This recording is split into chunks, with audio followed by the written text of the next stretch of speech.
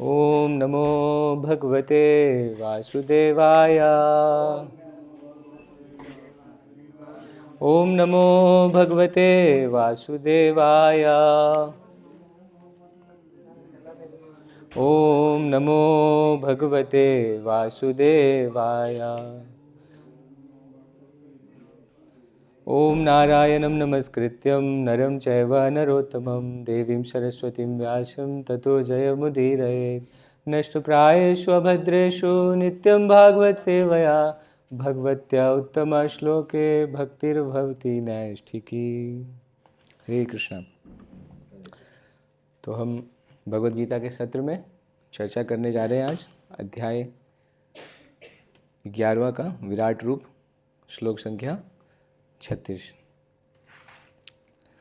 अर्जुन उवाच स्थाने ऋषिकेश तव प्रकीर्तया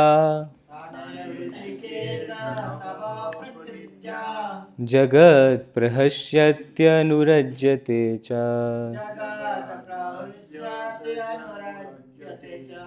रक्षांसि भीतानि दिशो द्रवन्ति सर्वे नमस्यन्ति च सिद्धसङ्गाः। अर्जुन उवाच स्थाने ऋषिकेश तव प्रकीर्तया जगत्प्रहस्यत्यनुरज्यते च। रक्षांसि भीतानि दिशो द्रवन्ति सर्वे नमस्यन्ति च सिद्धसङ्गाः। अर्जुन उवाच स्थाने ऋषिकेश तव प्रकीर्तया जगत्प्रहस्यत्यनुरज्यते च। रक्षांसि भीतानि दिशो द्रवन्ति सर्वे नमस्यन्ति च सिद्धसङ्गाः। शब्दार्थ।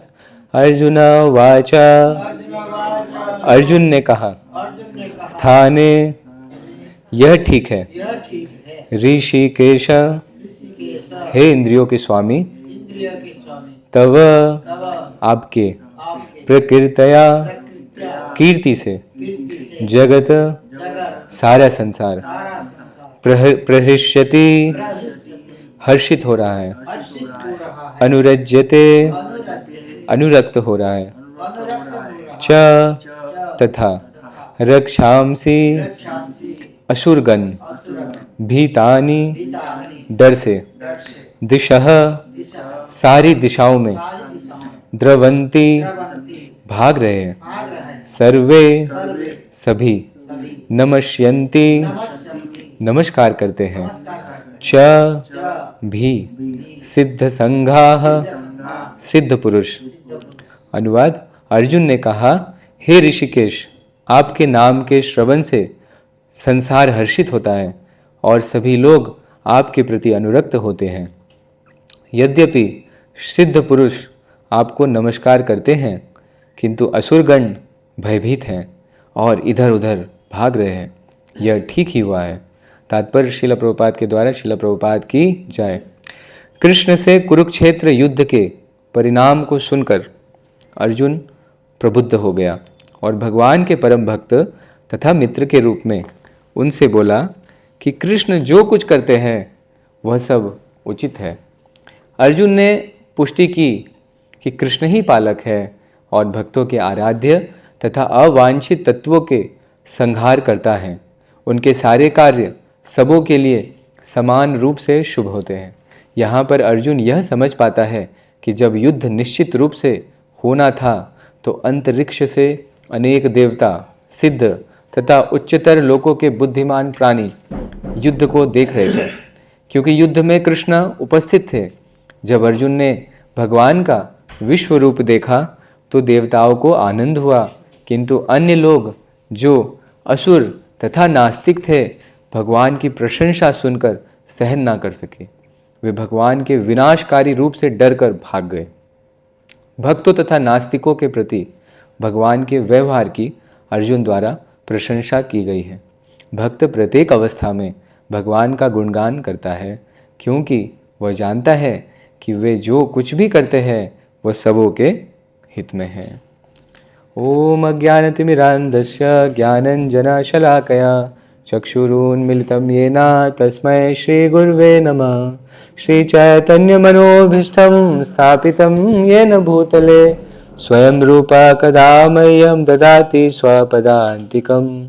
वन्देऽहं श्रीगुरो श्रीयुतापदकमलं श्रीगुरून् वैष्णवांश्च श्रीरूपं साग्रजातं सहगण रघुनाथान्वितं तं सजीवं साद्वैतं सावधूतं परिजनसहितं कृष्णचैतन्यदेवं श्रीराधाकृष्णपादान् सहगण ललिता श्रीविशाखान्वितांश्च। हे कृष्णा करुणा सिन्धो दीनबन्धो जगत्पते गोपेश गोपिका कान्ता राधा कान्त नमोस्तुते। तप्त कांचन गौरांगी राधे वृंदावनेश्वरी वृषभानुसुते देवी प्रणमामि हरिप्रिये। वाञ्छाकल्पतरुभ्यश्च कृपा सिन्धुभ्येव च पतितानां पावनेभ्यो वैष्णवेभ्यो नमो नमः। जय श्री कृष्ण चैतन्य प्रभु नित्यानंद श्री अद्वैत गदाधर श्रीवासादि गौर भक्त वृंदा। हरे कृष्णा कृष्णा कृष्णा हरे हरे, हरे राम राम राम हरे हरे। नमो विष्णुपादाय कृष्णपृष्ठाय भूतले श्रीमते भक्तिवेदांत स्वामिनिति नामिने। नमस्ते सारस्वते देवे गौरवाणी प्रचारिणे निर्विशेषा शून्यवादी पाश्चात्य देशतारिणे। हरे कृष्णा। तो श्लोक संख्या 36। तो हम देखें इसके पहले के अध्याय में, अध्याय 10 में श्री भगवान का ऐश्वर्य। उस अध्याय में 16वें श्लोक में अर्जुन जो है क्या है, भगवान का ऐश्वर्य देखने की इच्छा करते हैं, क्योंकि उसके पहले भगवान पूरा अपना ऐश्वर्य बताए है। हाँ, पूरा ऐश्वर्य बताए कि सारे सूर्य हूँ मैं, हाँ, सभी प्रकाशों में दैदीप्यमान सूर्य हूँ, चंद्रमा हूँ जो रात्रि में प्रकाश करते, तारों में, रुद्रा नाम शंकराचार्य में, शिव और रुद्रों में, हाँ, पक्षियों में गरुड़ हूँ, पर्वतों में हिमालय हूँ। तो इस प्रकार से भगवान बताते हैं। हाँ। तो इसकी इच्छा अर्जुन करते हैं पिछले अध्याय में, और शुद्ध भक्त की इच्छा को भगवान सदैव पूरा करते हैं। जो शुद्ध भक्त होते हैं, तो अर्जुन शुद्ध भक्त है तो भगवान की इच्छा पूरी करेंगे। तो भगवान उनको अपना विराट रूप का दर्शन फिर देते हैं और कहते हैं कि ये जो मैं अपने समस्त रूपों को मैं नहीं दिखा सकता, क्योंकि मेरा रूप तो अनलिमिटेड असीमित है, तो उसके कुछ मुख्य रूपों का ही मैं तुम्हें दर्शन कराऊंगा है अर्जुन। और पहले भगवान इसे शुरू करते हैं कि मैं जो है समस्त ब्रह्मांड का आत्मा हूँ, जो समस्त ब्रह्मांड को धारण करते हैं। जैसे हम इस शरीर को धारण किया है हम लोग भी, और इस शरीर के अंदर हम खुद बैठे हैं, आत्मा जो इस शरीर को धारण करके बैठा है। आत्मा एक बार शरीर से निकल जाए, शरीर बेकार। हाँ, तो इस शरीर को चला कौन रहा है? हम इस शरीर को चला रहे हैं, अपने शरीर को, लेकिन हम एक ही शरीर चला रहे हैं। लेकिन जिस प्रकार हम एक शरीर चलाते हैं, भगवान पूरे ब्रह्मांड को चलाते हैं, उसको चलायमान करते हैं उसके में प्रवेश करके।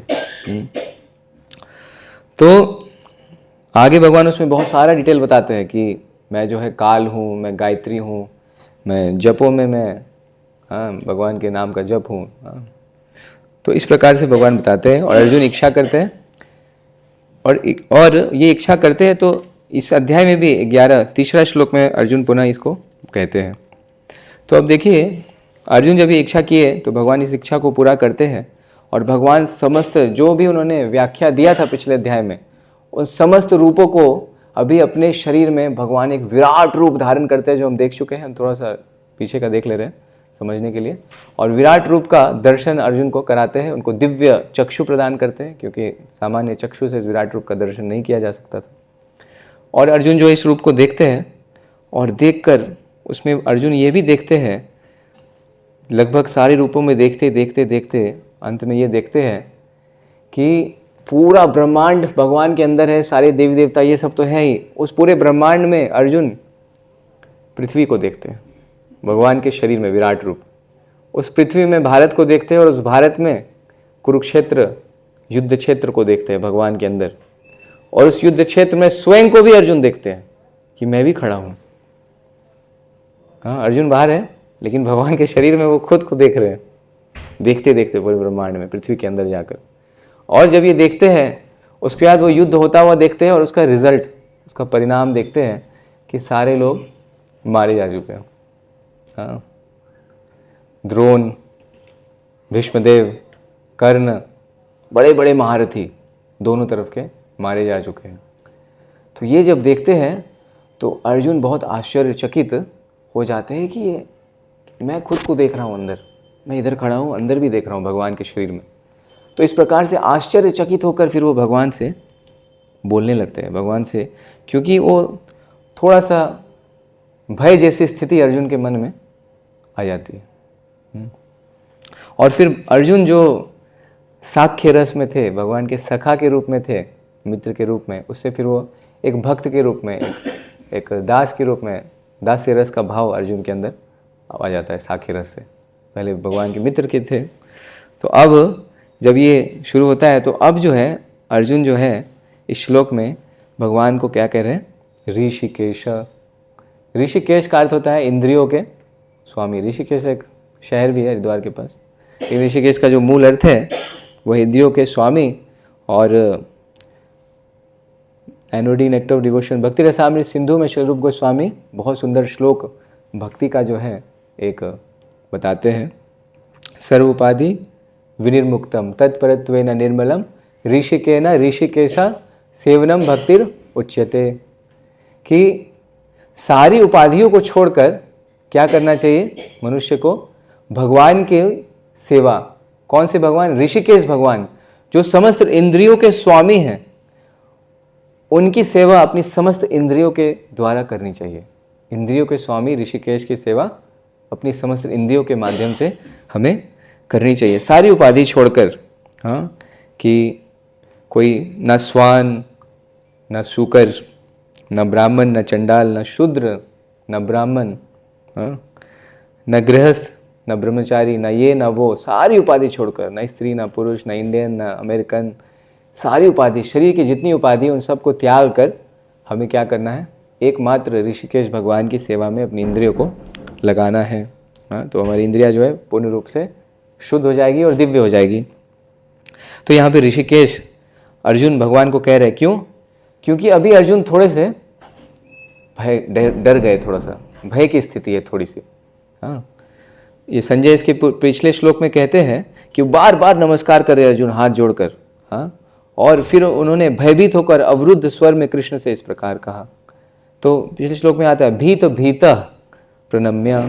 तो भीत डरा डरा सा, अनुवाद में शब्दार्थ में प्रपात लिख रहे हैं कि अर्जुन जो है डरे डरे से लग रहे हैं। तो डरे डरे से लग रहे हैं। तो अब वो ऋषिकेश करे, क्योंकि अर्जुन देख रहे हैं मेरी इंद्रियां लग रहा है मेरे से कंट्रोल के बाहर है। हाँ, तो अर्जुन जो है भगवान को ऋषिकेश शब्द इसलिए यहाँ पे प्रयोग कर रहे हैं कि आप इंद्रियों के स्वामी हैं और मेरी इंद्रियां विचलित हो गई है आपका ये विराट रूप का दर्शन करके। तो चूंकि अब आप, हे भगवान, आप ऋषिकेश है, इंद्रियों के स्वामी हैं, तो मेरी इंद्रियों को आप संभालिए, आप संभालिए, इंद्रियों के स्वामी आप हैं। तो यहाँ पे जब ये अर्जुन कहते हैं, और फिर अर्जुन कहते हैं कि आपका जो नाम है, भगवान का जो नाम है, उसका जब हम श्रवण करते हैं तो इससे क्या होता है, संसार हर्षित होता है, पूरा का पूरा संसार, उसमें एक हर्ष का वातावरण जो है व्याप्त होता है, आनंद की प्राप्ति होती है। कब? जब हम भगवान का नाम उच्चारण करते हैं, हरे कृष्णा कृष्णा कृष्णा हरे हरे, हरे राम राम राम हरे हरे। तो देखिए यहाँ पे अगर आप देखेंगे तो श्लोक में नाम नहीं आया है, श्लोक में आया है, आप देखेंगे प्रकीर्तया जगत प्रहस्यति। तो प्रकीर्तया, तव प्रकीर्तया, आपकी कीर्ति से सारा संसार हर्षित होता है। तो यहाँ कीर्ति आ रही है, तो भगवान की कीर्ति में तो सारे आ सकता है, भगवान का धाम आ सकता है वृंदावन, भगवान की लीलाएं आ सकती है, भगवान के गुण आ सकते हैं, भगवान का रूप आ सकता है और भगवान का नाम भी आ सकता है, सारा आ सकता है। लेकिन अनुवाद में प्रभुपाद लिख रहे हैं आपके नाम के श्रवण से संसार हर्षित होता है। तो संस्कृत का कोई विद्वान होगा तो उसको कीर्ति लिख देगा, लेकिन प्रभुपाद आचार्य है तो इसलिए आचार्यों की टीका पढ़नी आवश्यकता होती है। इसलिए कोई संस्कृत कितना भी सीख ले वो गीता नहीं समझ पाएगा, मोटा मोटा समझ जाएगा लेकिन भक्ति का भाव नहीं निकाल पाएगा। हाँ, कठिनाई है। तो यहाँ हम ये देख पा रहे हैं कि कीर्ति में प्रभुपाद जी ने नाम को चुना है। क्यों? क्योंकि कलयुग में आधार क्या है? भगवान का नाम आधार है। हाँ, कलयुग केवल नाम आधार है। हाँ, कलो तद हरि कीर्तनाद। तो कलयुग में तो भगवान के नाम जप करने से ही सारी सिद्धि सब कुछ प्राप्त हो जाता है और भगवान के नाम में ही ये सारी कीर्तियाँ समाहित है। हरे कृष्ण महामंत्र में ही भगवान का धाम भी उसी मंत्र के अंदर है, भगवान का रूप भी उस मंत्र के अंदर है, भगवान की गुण लीला स्वरूप सब कुछ हरे कृष्ण महामंत्र के अंदर में ही है। तो जब नाम जप शुद्ध अवस्था में होगा, अभी तो हम अनर्थों से जूझ रहे हैं, अधिकांश भक्त अनर्थ निवृत्ति में लगे हैं, लेकिन अनर्थ निवृत्ति जब होगी, हाँ, नाम अपराध से ऊपर उठेंगे, नामाभास में जाएंगे, नामाभास से ऊपर उठेंगे, फिर शुद्ध नाम में जाएंगे। तो जब शुद्ध नाम का जप करेंगे तो हमें सब कुछ प्रकाशित होता हुआ अपने हृदय में दिखेगा, भगवान का गुण धाम लीला सब कुछ प्रकाशित हो जाएगा हरे कृष्ण बोलने मात्र से। तो ये यहाँ हमें पहुँचना है चैंटिंग में, जप में पता होना चाहिए। अभी हम भले कहीं भी किसी भी सीढ़ी पे हो, लेकिन हमें पता होना चाहिए कि हमें जाना कहाँ है, हमारा लक्ष्य क्या है। यदि हमें लक्ष्य नहीं पता तो फिर हम प्रयास क्यों करेंगे?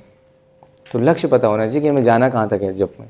तो प्रेममय जप, शुद्ध नाम का जप करना है, यहाँ पहुँचना है। और अब नाम की महिमा बहुत बार हम सुने हैं, और हम कितना भी भगवान के नाम का गुणगान किया जाए, स्वयं भगवान अनंत शेष अपने हजारों मुखों से भी यदि भगवान नाम का गुणगान करने का प्रयास करें तो भगवान अनंत शेष, भगवान संकर्षण कहते हैं कि मैं भी विफल हो जाता हूँ। जबकि उनके हजारों मुख हैं, हजारों मुख, उससे भी भगवान संकर्षण विफल हो रहे हैं। क्यों? क्योंकि जितना समय भगवान के नाम का गुणगान करने में लगेगा, उतने समय में भगवान के नाम की महिमा और बढ़ जाएगी। नाम के लिए नाम प्रभु की इतनी लीलाएं हो जाएगी ब्रह्मांड में कि उनकी महिमा और बढ़ जाएगी, इसलिए वो गुणगान करने में असफल हो जाएंगे, स्वयं भगवान संकर्षण। तो ये नाम की कई महिमाएं हैं, अनंत कोटि महिमा है। और श्रीमद् भागवतम हम प्रतिदिन कक्षा करते हैं, अध्ययन करते हैं, श्रवण करते हैं, उसका भी आप देखेंगे तो भागवतम का जो सार है, अंतिम श्लोक 12 स्कंद में 13वां अध्याय 23वां श्लोक क्या है? नाम संकीर्तन यस्य सर्व पाप प्रणाशनम प्रणामो दुख समनः तम नमामि हरिपरम। कि नाम संकीर्तन करना है। नाम संकीर्तन दिया गया है। कोई भागवतम शुरू से श्लोक शुरू करेगा, फर्स्ट श्लोक से 18,000 श्लोक में जाएगा, अंत में तो पहुँचेगा नाम संकीर्तन यस्य, एक कंक्लूजन भागवतम का। कि नाम संकीर्तन में भक्त को लगना है, तब सारे पाप नष्ट हो जाएंगे हृदय के। तो नाम में बहुत आनंद है। बता रहे आपके नाम के श्रवण से संसार हर्षित होता है, प्रसन्न होता है, आनंद को प्राप्त करता है ये पूरा संसार। हाँ, कितने भक्त हैं? अगर आपसे कोई पूछे कि हम जब सुबह उठते हैं तो सबसे पहले क्या विचार आता है? सुबह उठते ही, अब मान लीजिए एक प्रश्न पूछता हूँ कि सुबह हम उठे और आपको आपकी बीट बैग ना मिले, बीट्स नहीं मिले, परेशान होंगे नहीं होंगे? बहुत परेशान होंगे, खोजेंगे, मिल नहीं रहा है, सोचिए टेंशन में आ जाएंगे कहाँ गया मेरा बीट, कहाँ गया। एक बार मैं न्यू दिल्ली रेलवे स्टेशन पे हम जा रहे थे यात्रा पे, तो सामान वामान था, तो नई दिल्ली रेलवे स्टेशन एक्सकलेटर बना था, तो एक्सकलेटर से चढ़े और सामान को लेके जा रहे थे। बीड़ बैग में कभी कभी क्या होता है ना, इसके डिज़ाइन में ये बड़ा होता है, कभी कभी इधर हम हाथ डालते हैं, ये थोड़ा बड़ा था उसका, तो ऐसे गले में लटका था, वो बीट कब गिर गया मुझे पता ही नहीं चला। अब जब ट्रेन आने वाली थी तो स्टेशन पे हम थोड़ा पहले पहुंचे थे, पहले पहुंचना चाहिए स्टेशन पे, तो लगभग आधा घंटा पहले हम पहुंचे थे। तो जब स्टेशन पे मैंने देखा कि जब हाथ डाला इसमें, तो देख रहा हूँ कि बीड़ी नहीं है, माला कहाँ गई मेरी। तो अब मैं इधर देखा उधर देखा, माला कहाँ गई। पहले मैं उतना तो नहीं घबराया, मुझे लगा यहीं कहीं होगा, कहीं गिरा होगा, नीचे देखा ऐसे देखा, मुझे लग रहा था मिल जाएगा, मैंने सोचा यहीं कहीं, अभी तो आया हूँ। आवाज़ नहीं आ रही है, ठीक है। तो माला जो है वो मैं ढूंढा, तो इसको यहाँ कर देगा, अभी आ रही है बेटर। तो माला जो है मिली नहीं, तो धीरे धीरे टेंशन बढ़ने लगा। पहले मैं गया, वापस सीढ़ी चढ़ा, फिर उधर आया, अब माला जैसे जैसे मेरा कदम बढ़ रहा है, अब माला दिख नहीं रहा है, अब पूरा टेंशन। अब लास्ट मेट्रो तक चला गया, जहाँ मेट्रो में गया तो घुस भी गया अंदर, जहाँ से एग्जिट किया था वहाँ तक देख लिया न्यू दिल्ली, कहीं माला नहीं मिला। अब पूरा टेंशन हो गया, अब बोले अब माला गया, अब भयंकर टेंशन हो गया। फिर मैंने हृदय से प्रार्थना किया, भगवान मेरी माला प्लीज़ जो है मुझे मेरी माला वापस मिल जाए। गुरु महाराज से प्रार्थना किया, हाँ आवाज़ कम आ रहा है, जोर से बोलता हूँ गुरु महाराज से प्रार्थना किया, वृंदावन धाम से प्रार्थना किया मेरी माला मिल जाए। और फिर एक भक्त का कॉल आया, तब तक हल्ला मच गया था मेरा माला खो गया है। तो एक भक्त का कॉल आया, प्रभु जी एक पुलिस वाली माता जी है, उन्होंने एक माला दिया है, आपका ही माला होगा, ये आप ही को खोया। तो सांस में सांस आया तो माला गुम जाए तो परेशान हो जाते हैं हम, सुबह सुबह या कभी भी माला गुम जाए बहुत परेशानी होती है ना।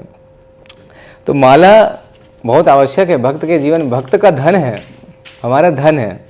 जैसे बिजनेसमैन का धन होता है, पैसा बैंक बैलेंस होता है, बैंक में जमा होता है, हमारा तो धन है हरिनाम, और हमारी माला ही हमारी धन है। यही हमें चाहिए। सुबह सुबह उठे सबसे पहले माला ही खोजता है व्यक्ति कैसे, और सबसे पहले माइंड में रहता है अभी पहले सबसे पहले 16 माला करनी है। हाँ, जब तक 16 नहीं होती चैन नहीं पड़ता है कि इतना तो मिनिमम, आगे जो हो सो हो, पहले तो 16 करना ही करना है। हाँ, मिनिमम प्रभुपाद जी ने कहा है कम से कम। तो माला बहुत कभी कभी परेशानी में भी डाल देता है, तो माला का बड़ा ध्यान रखना चाहिए हमें, माला का। और ये आनंद हमें खूब प्राप्त होता है भगवान के नाम के जप से। श्री चैतन्य महाप्रभु कहते हैं आनंदम बुद्धि वर्धनम प्रतिपदम पूर्णामृत स्वादनम। एक एक कदम पे आनंद की प्राप्ति होती है, अमृत के जैसा आस्वादन महाप्रभु कर रहे हैं भगवान के नाम का जप करते हैं। जब ऐसा लग रहा है कि अमृत पान कर रहे एक एक कदम पे, और वर्धनम, और ये अमृत भी एक बार पिएंगे तो उसके बाद नेक्स्ट टाइम जो पिएंगे तो सेम ही टेस्ट लगेगा, स्वाद उसका बदलेगा नहीं। लेकिन हरिनाम जो है, इसको एक बार व्यक्ति जपता है, अगली बार कुछ नया स्वाद आता है, उसके आगे फिर कुछ और नया स्वाद आता है, स्वाद बढ़ता जाता है। भगवान का रूप हम दर्शन करते हैं, पहली बार हम राधा श्याम सुंदर को देखे थे, आप लोग ये स्मरण कीजिए, तो आपको सुंदर अवश्य लगे होंगे। मैं ये नहीं कहता कि सुंदर नहीं लगे होंगे, लेकिन अब आप देखते हैं, अब आपको ज़्यादा सुंदर लगते होंगे, है ना। तो भगवान का जो सौंदर्य है वो समय के साथ बढ़ता जाता है। वैसे ही जो जप है उसमें भी रुचि बढ़ती जाती है। हालांकि कई बार अपराधों के कारण या जब सावधानी से जप नहीं करते तब जप में कभी कभी रुचि कम भी हो जाती है, लेकिन अगर कोई नियमों का पालन करे तो उसकी रुचि बढ़ेगी ही। भागवतम क्लास शुरू में मुझे याद है, पहले ज़्यादा था दिल्ली में, जब जॉब करता तो कुछ समझ में नहीं आता था भागवतम क्लास, बैठता था तो मुझे लगता है क्या बता रहे भागवतम में, नया नया जब था कुछ समझ में नहीं आता था, थोड़ा मोड़ा समझ में आता था भागवतम। हाँ, और ये ऐसी स्थिति, और अब ऐसी स्थिति हो गई, भगवान ने ऐसी कृपा कर दी कि कभी कभी खुद ही भागवतम क्लास की सेवा मिल जाती है। हाँ, तो कभी एक दिन था वो जो मुझे याद आता है, मुझे समझ में नहीं आता था भागवतम क्लास।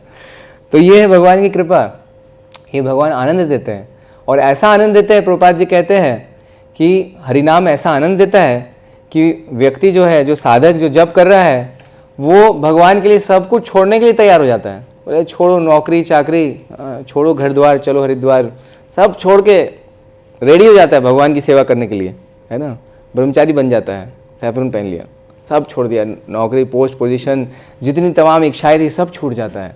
तो ऐसा भगवान का नाम चमत्कार करता है, ऐसा आनंद देता है। क्योंकि अंततः चाहिए क्या एक बद्ध जीव को, एक जीव आत्मा को क्या चाहिए, या बद्ध हो या मुक्त हो, उसको तो आनंद ही चाहिए होता है। आनंदोमय अभ्यास है, तो उसको आनंद चाहिए। हर एक जीव को आनंद ही ढूंढते हैं।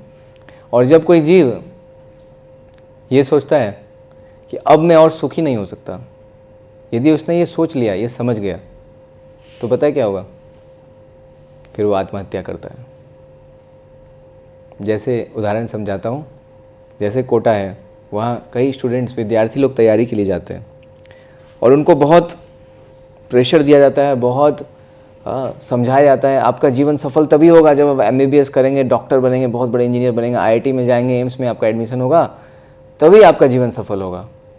और बच्चे को भी ऐसा ही लगता है, यदि मेरा एम्स में सिलेक्शन नहीं हुआ तो मेरा जीवन बेकार, वेस्ट हो गया जीवन। यदि मैं IIT में एडमिशन नहीं ले पाया, जीवन वेस्ट, लाइफ वेस्ट हो गया मेरा।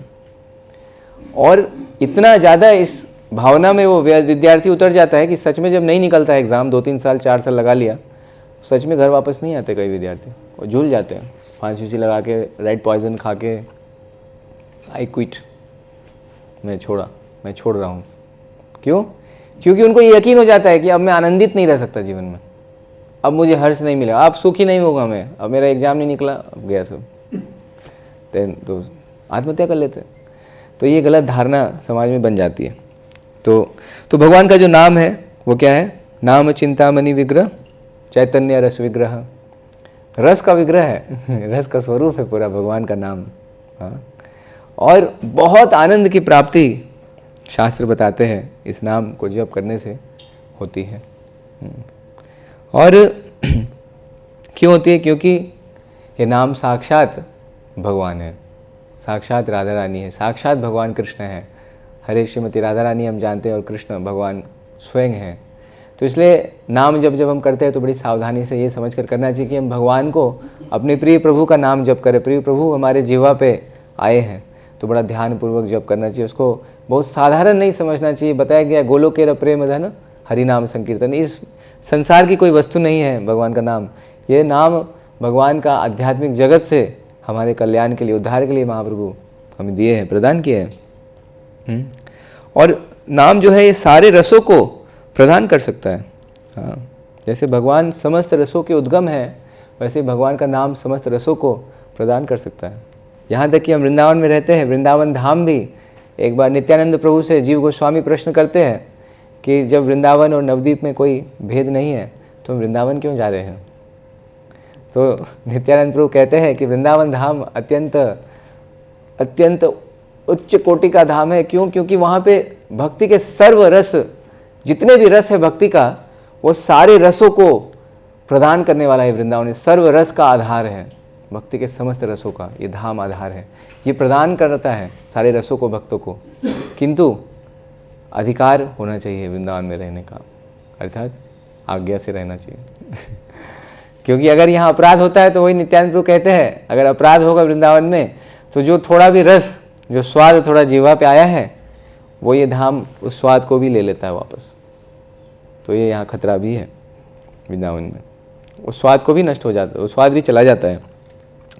तो इस प्रकार से तो अधिकार की बात है। हाँ, आगे अर्जुन जो है इसमें बता रहे, जब वो देखे कि भगवान जो है, भगवान का नाम बोलते हैं ऋषिकेश, और अपनी इंद्रियों को संभालने का प्रयास कर रहे हैं, भगवान को प्रार्थना कर रहे हैं कि आप अपनी इंद्रियों को देखिए, आपका नाम के श्रवण से तो पूरा संसार हर्षित होता है, मैं भी पुनः हर्षित होना चाहता हूँ, पुनः पहले जैसे आनंद में था वैसे जाना चाहता हूँ।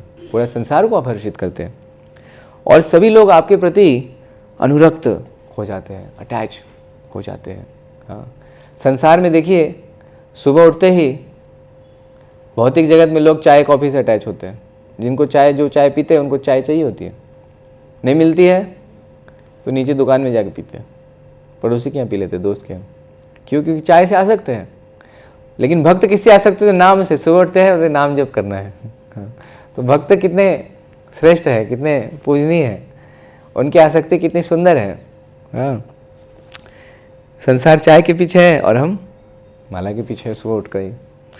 तो अर्जुन जो है प्रणाम करते हैं। अर्जुन यहाँ पर भगवान को नमस्कार कर रहे हैं और कह रहे हैं कि जो सिद्ध पुरुष है वो भी, सारे सिद्ध पुरुष आपको नमस्कार करते हैं हे भगवान। हाँ, तो नमस्कार करना अत्यंत आवश्यक है जीवन में।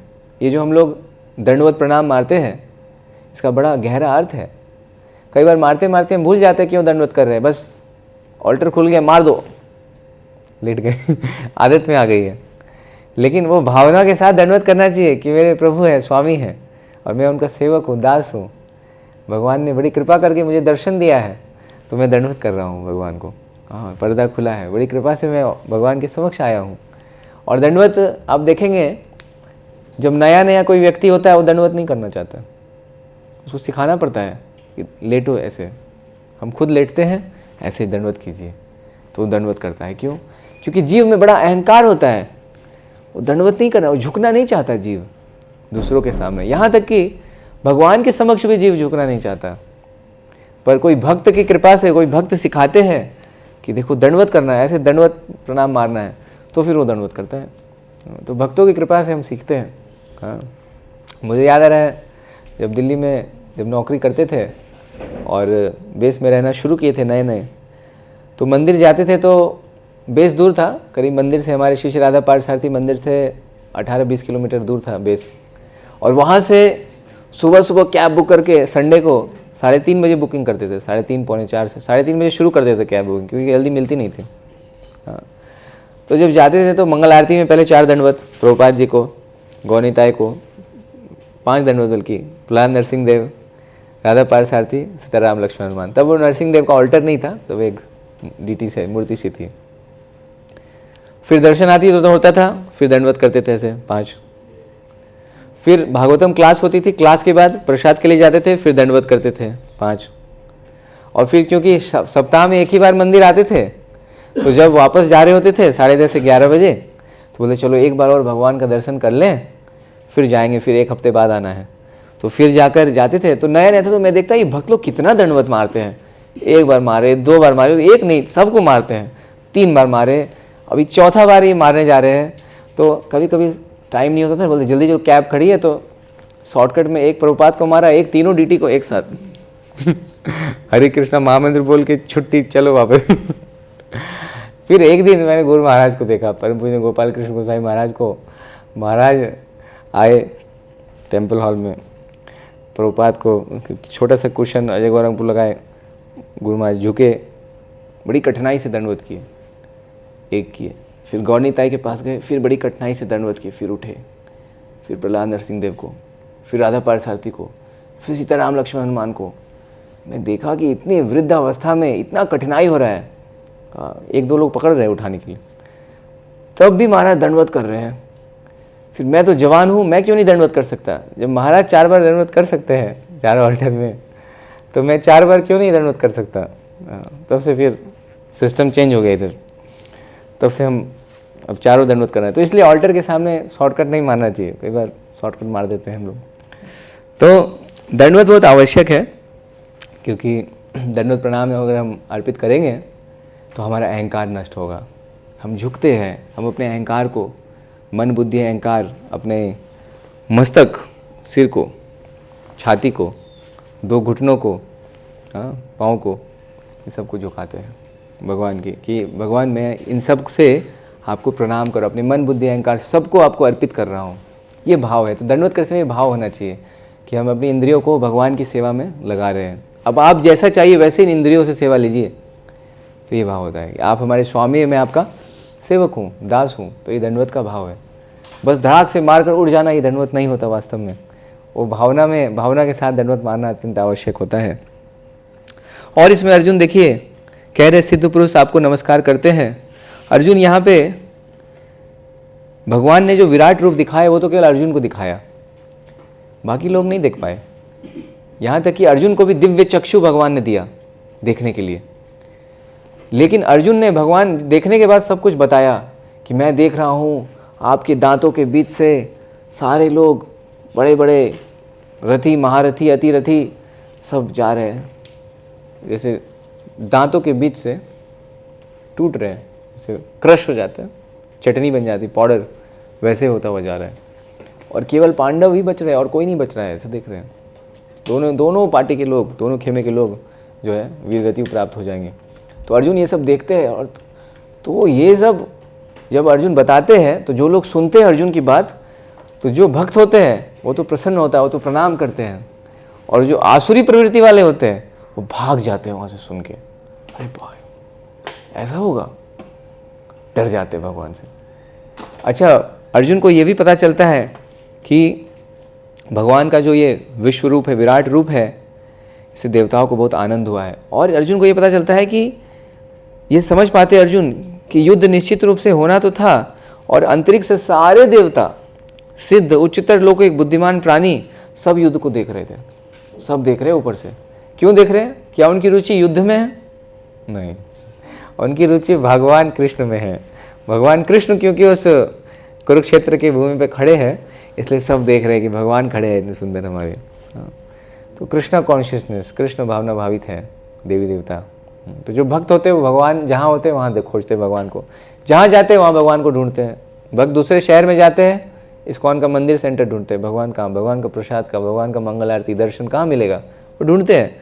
और अर्जुन और हम ये जानते हैं कि जब आरती करते हैं ऑल्टर में, गर्भगृह में, जब भगवान की आरती होती है तो पुजारी दीपक को, जितने भी भगवान को अर्पित होती है वस्तुएं, पंचमहाभूत, उन सबको ऐसे ऐसे घुमाता। तो इसका अर्थ क्या होता है? जहाँ भी भगवान की आरती होती है वहाँ सारे देवी देवता उपस्थित होते हैं। तो जो देवी देवता भगवान को आरती करने के बाद जो ऐसे ऐसे घुमाया जाता है, अगरबत्ती, दीपक, वस्त्र आदि, वो समस्त देवी देवताओं को, हालांकि पुजारी देख नहीं पा रहा है, कुछ पुजारी देख भी लेते होंगे जो उच्च कोटि के होंगे, लेकिन ये बताया गया है कि सारे देवी देवता उपस्थित होते हैं। यहाँ तक कि प्रभुपाद ने बताया है कि कहीं जाने की आवश्यकता नहीं, प्रभुपाद ने यहाँ तक कहा है। जो कृष्ण बलराम मंदिर है, इसके आंगन में मैंने समस्त तीर्थों को स्थापित कर दिया है। पूरे ब्रह्मांड के तीर्थों को मैंने कृष्ण बलराम मंदिर के कोर्टयार्ड, जो आंगन है, उसमें मैंने स्थापित कर दिया है। प्रभुपाद जी ऐसा बोले। तो आपको कहीं जाने की जरूरत नहीं, सारा फल आपको यहीं मिल जाएगा सेवा करके, ऐसा प्रभुपाद ने बोला है। तो हमें इस पर विश्वास होना हमारा बहुत आवश्यक है। तो नास्तिक लोग वो क्या है, भगवान से भयभीत होते हैं, और भक्त भगवान से प्रेम करता है, भगवान के और करीब आना चाहता है। और नास्तिक लोग ईर्ष्या करते हैं, भगवान से डरते हैं, उनकी महानता सुनना नहीं चाहते, भाग जाते हैं, है ना। तो ये अंतर है भक्त और असुर में। क्या भगवान का सौंदर्य, भगवान का ऑपुलेंस। एक बार एक व्यक्ति, एक क्लास चल रही थी पुणे में, तो वहाँ पे एक स्टूडेंट बोलता है कि ये बालाजी को इतना सोना क्यों चढ़ाते हैं? इतना सोना का तो ज़रूरत नहीं बालाजी को, हम देखते हैं हर दिन हज़ारों हजार किलो सोना लोग चढ़ा देते हैं, तो इतना सोना क्यों चढ़ाए? इतना हीरा मोती हम देखते हैं भगवान को चढ़ता है, इतना सुंदर भोग लगता है, 56 भोग लगता है। भगवान क्या इतने भूखे हैं? भगवान को क्या इतना धन चाहिए? इतना लोभी है भगवान? तो जो प्रीचर थे, प्रचारक, उन्होंने कहा तो क्या भगवान को तो भगवान को गहने नहीं बनाए, हम भगवान को नहीं चढ़ाए, भगवान के लिए भोग नहीं बनाए, तो क्या आपकी पत्नी के लिए है ये गहना? आपकी पत्नी खाएगी इतना सुंदर भोग? ये सारे रत्न, ये सारे क्या आपकी पत्नी के लिए है, संसार का धन? तो फिर बिल्कुल उनका शक्ल उतर गया। फिर उन्होंने उनको समझाया कि देखो, पूरे ब्रह्मांड में जितना कुछ है, सोने का एक एक कण, उसके स्वामी भगवान ही है। हम क्या देंगे भगवान को? सब कुछ भगवान का है, चाहे सोना हो, चाहे हीरा हो, चाहे मोती हो। यहाँ तक कि हम जीवित हैं, एक एक श्वास ले रहे हैं, ये कौन दे रहा है? भगवान दे रहे हैं। आज तक तो बिल मांगा नहीं। कोविड में लोगों को ऑक्सीजन का रेट पता चल गया, ऑक्सीजन का क्या रेट होता है ना, कितने लोग ऑक्सीजन कमी से मर गए। तो पता चला कि इतना बिल आता है हवा का। ऑक्सीजन सिलेंडर बहुत ब्लैक में मिले, बिका, लेकिन भगवान ने आज तक बिल भेजा नहीं हमारे घर में कि बिल। अभी बचपन से जन्म लिए हो, जब से 34 साल से सांस ले रहे हो, तो थोड़ा बिल भेज देते हैं, तो बिल आज तक आए नहीं। तो इस पर तो फिर वो समझे कि नहीं, भगवान की सेवा वास्तव में करनी चाहिए, और भगवान उससे ही खुश हो जाते हैं। उन्हीं का धन है, उन्हीं की संपत्ति है, उन्हीं का सब कुछ है, और वही थोड़ा सा हम उनको सेवा में लगा देते हैं तो भगवान प्रसन्न हो जाते हैं। हम भगवान को क्या दे सकते हैं? हम भगवान को अगर कुछ दे सकते हैं तो वो है भगवान से हम प्रेम कर सकते हैं। अपनी इंद्रियों को उनकी सेवा में लगाकर हम भगवान को अपना भाव अर्पित कर सकते हैं। हमारा जो हृदय का जो भाव है ये भक्त को अर्पित करना चाहिए भगवान को। और हम भगवान को क्या देंगे, इसलिए वो भावग्राही जनार्दन है, भगवान भाव को ग्रहण करते हैं। और इसके तात्पर्य में फिर अर्जुन प्रभुपाद जी लिखते हैं कि भक्त प्रत्येक अवस्था में भगवान का गुणगान करता है, क्योंकि वो जानता है कि वो जो कुछ भी करते हैं वो सबों के हित में है। भगवान कुछ भी करे, कुछ भी, वो दुख दे, वो सुख दे, वो लाभ कराए, हानि कराए, तबीयत खराब हो, तबीयत अच्छा हो, कुछ भी हो, भगवान भक्त के हित में ही कार्य करते हैं। हालांकि ये समझ में ना आता हो, लेकिन समय लगता है समझने में। हाँ, पहले जो है मैं आर्मी ऑफिसर बनने के लिए खूब तैयारी करता, 7 बार इंटरव्यू देने गया और नहीं हुआ। तो हर बार सोचता था ये हो क्यों नहीं रहा सिलेक्शन, और मेरे दोस्त लोगों का सिलेक्शन हो गया। वो बोलते थे नहीं लगा रहा, हो जाएगा। फिर मैं इस्कॉन से जुड़ गया दिल्ली में जॉब करते करते। जब जुड़ गया फिर मुझे पता चला ये भक्ति कितनी अनमोल है। अब वृंदावन में आ गया और यहाँ सेवा हो गई। अब कोई बोले मुझे आर्मी ऑफिसर बनना है, मैं बोलूँगा बिल्कुल नहीं, सपने में भी नहीं बनना। ये सुंदर मंगल आरती राधा श्याम सुंदर कृष्ण बलराम गौरी तय प्रभा जी का विभावरी शेषा और इतना सुंदर सेवा, ये दर्शन कीर्तन, ये सब छोड़ के भागवतम क्लास कौन जाएगा। हाँ, बॉर्डर पे, हाँ, जो जा रहे हैं उनको अच्छा है, वो बहुत मेहनत कर रहे हैं, लेकिन जिसको भक्ति का सुख मिल गया वो फिर नहीं जाएगा। पहले लेकिन जाने की इच्छा, पहले थोड़ा बेचैनी होती क्यों नहीं हो रहा सिलेक्शन, लेकिन अब लगता है भगवान ने बहुत कृपा की, भगवान का प्लान आगे जाके खुलता है, शुरू में नहीं खुलता है, आगे जाके खुलता है। एक और घटना याद आती है एक भक्त की।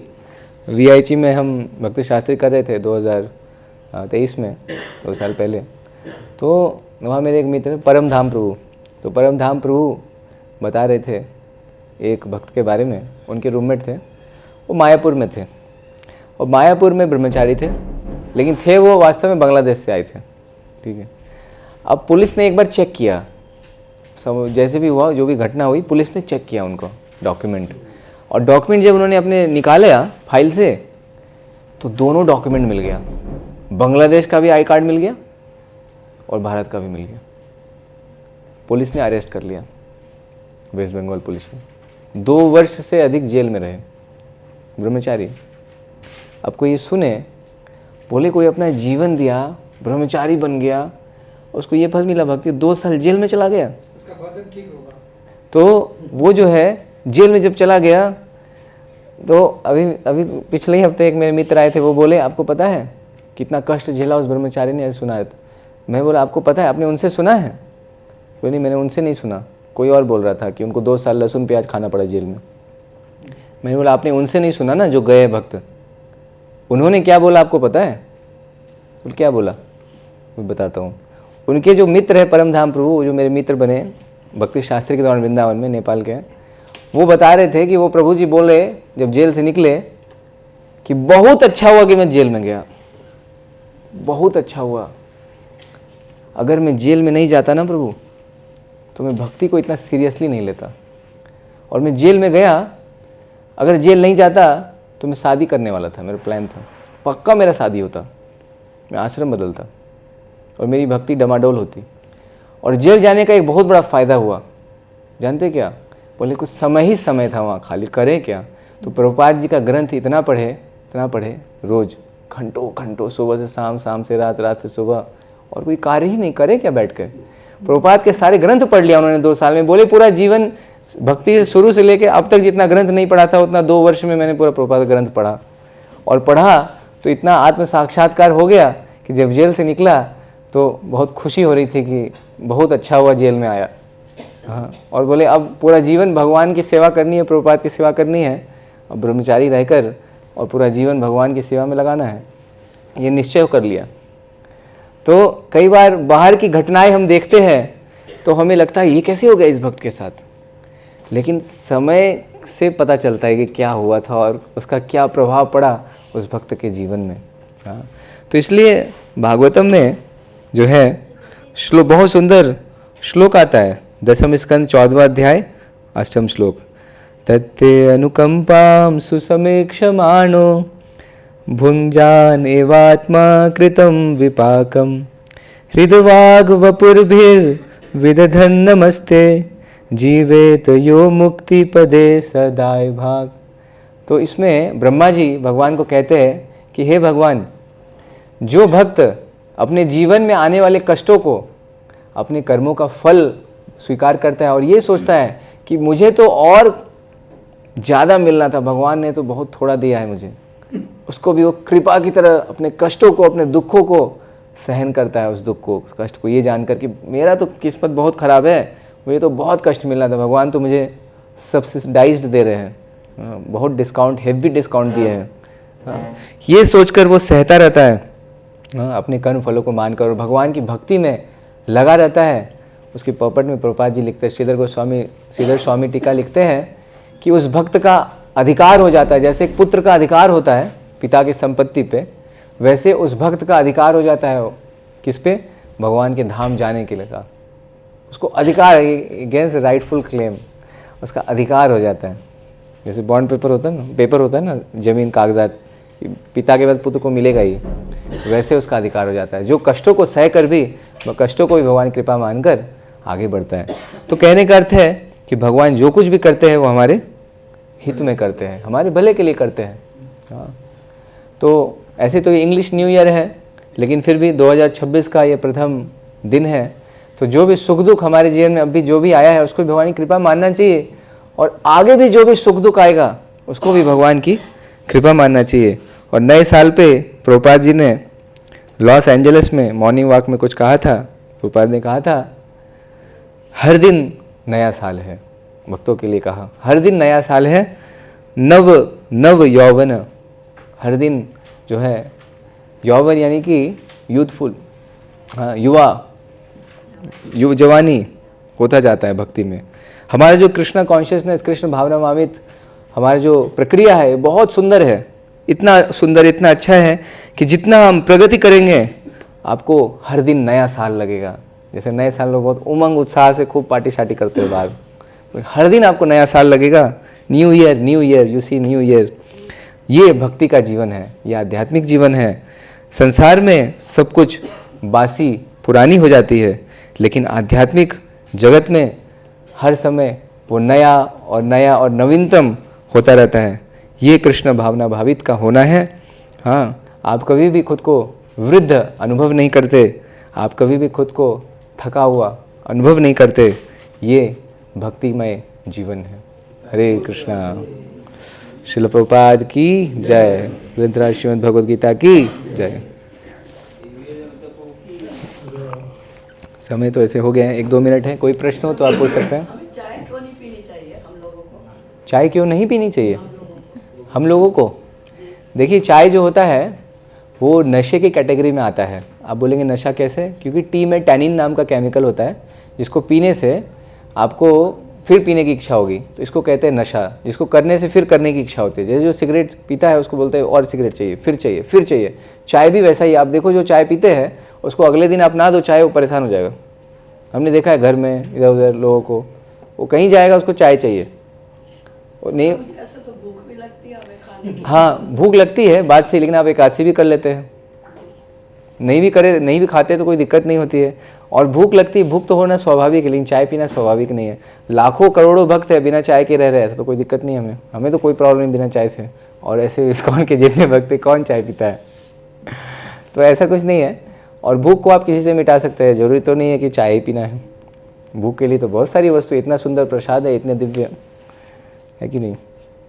हरे कृष्णा जी। बहुत सुंदर नेचर, प्रवचन बहुत सुंदर मार्गदर्शन किया आपने भक्ति के द्वारा, भक्ति के यानी कि भक्ति का महत्व बताया, भगवान को प्रसन्न करने के लिए हमने क्या कार्य करना चाहिए। लेकिन देखा प्रभु जी, हम गृहस्थ व्यक्ति जो होता है तो कुछ ऐसे साधन होते हैं जैसे यम नियम प्राणायाम प्रत्याहार ध्यान, ऐसे समाधि, ऐसे कुछ चीज़ों का पालन नहीं कर पाते हैं, तो ऐसा सरल उपाय बताइए कि भगवान को प्रसन्न करने वाला। हाँ, तो सरल उपाय यही है, यम नियम आसन समाधि प्रत्याहार। ये तो ब्रह्मचारी भी नहीं, सन्यासी भी नहीं कर पाएंगे, कलयुग में इतनी शक्ति नहीं है शरीर में।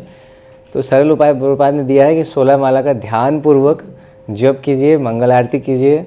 हाँ, यहाँ 4:10 से होता है, मंगल आरती करें हम लोग, भागवतम क्लास करें, गुरु पूजा करें, हाँ 16 माला जप करें, 4 नियम पालन करें, प्रसाद खाएं, अब हमारा जीवन सफल हो जाएगा। लेकिन इसको रोज करना है। हरे कृष्णा। श्रील प्रभुपाद की जय। हरे कृष्णा कृष्ण हरे हरे हरे राम